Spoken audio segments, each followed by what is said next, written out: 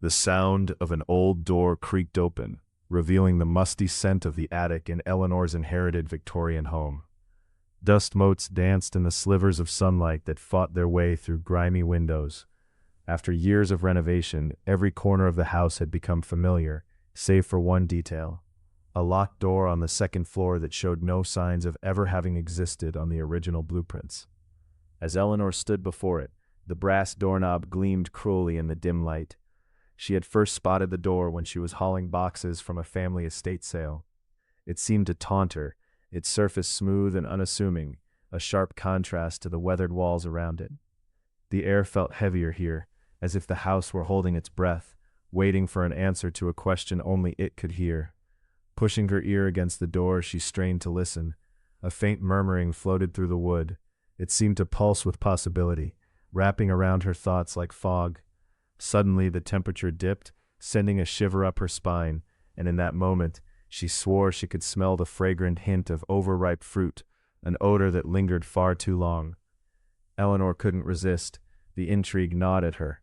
Searching through the boxes she had unpacked, she found a small crowbar, an unexpected relic from her grandmother's old toolbox. She hesitated before jamming the tool into the crack of the door.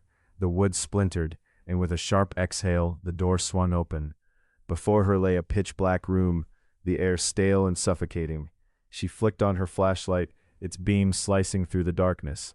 The walls were lined with faded wallpaper, and in the corner stood an ancient armoire, doors ajar like gaping mouths. A repugnance overwhelmed her, but curiosity pushed her further inside. The flashlight illuminated something on the floor, a scattering of old photographs whose sepia tones had faded into indistinguishable shapes.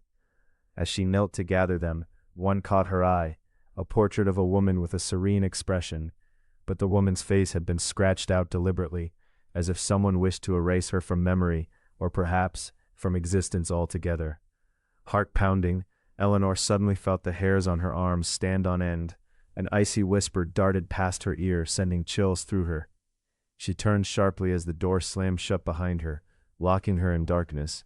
Panic seized her limbs, and she felt a presence press against her back, urging her to turn around. With a deep breath, she swung the flashlight in that direction, the beam catching a glimpse of what appeared to be a child's handprint smeared on the dust-covered window. Small, ghostly fingers, stretching out like a plea. A low voice echoed, reverberating through the air. "Help me." Clarity like glass, shattered as dread washed over her. The door had never just been a door. It was a threshold to a grief that had long festered, an echo of a family tragedy that remained trapped behind those walls. A chilling realization dawned upon Eleanor. The locked door was a boundary, separating the present from whatever this lost soul yearned for. Determined, Eleanor rapped on the door, pleading for it to be opened, the sound ricocheting in the small chamber like a desperate heartbeat. Moments stretched like eternity, while she awaited a breath of understanding. Finally, silence enveloped her, and with a flick of the doorknob, the door buzzed to life and swung wide. Eleanor stumbled back into the light, gasping as sunlight shattered the weight of shadows that clung to her. The room had vanished behind her, swallowed whole as if it had never existed. But the air lingered thick with sorrow.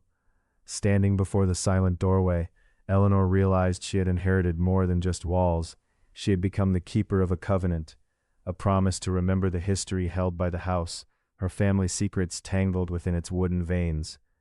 She took one last glance at the door before sealing it with the firm lock of her own, the whispers fading into the sigh of the wind outside. As she walked away, the faintest hint of rancid fruit trailed behind her, a lingering reminder of the unquiet past now sealed away.